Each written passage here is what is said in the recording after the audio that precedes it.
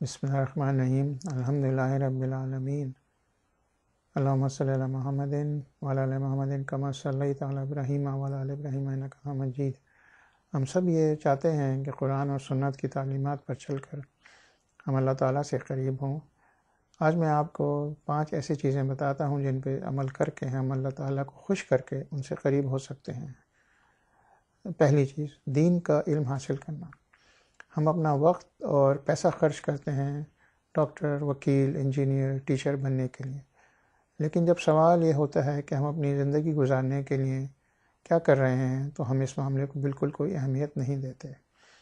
اللہ تعالیٰ نے قرآن میں اور رسول اللہ صلی اللہ علیہ وسلم نے اپنی سنت میں زندگی گزارنے کے بہت سارے طریقے بتائے ہیں جن پر اگر ہم عمل کریں تو ہم اپنی زندگی بہتر گزار سکتے ہیں۔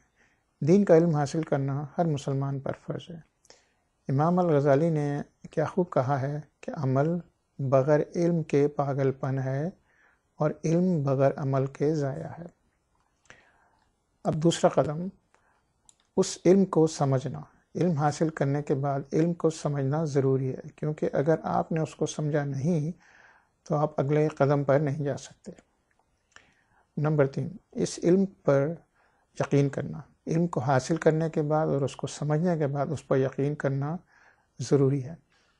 اسلام دنیا کا وہ واحد مذہب ہے جس کے اندر ایسے بے شمار چیزیں ہیں، موجود ہیں، جو کہ آج سائنس ایسی حقیقتوں کو ثابت کر رہا ہے، لیکن قرآن 1400 سال پہلے نازل ہوا اور یہ سائنس کی ساری حقیقتیں جو وہ بتا رہے ہیں 50 سے 100 سال کے اندر دریافت ہوئی ہیں۔ قرآن ساری آسمانی کتابوں میں سے وہ ایک واحد کتاب ہے جو ابھی تک اپنی اصلی حالت میں موجود ہے اور قیامت تک رہے گی۔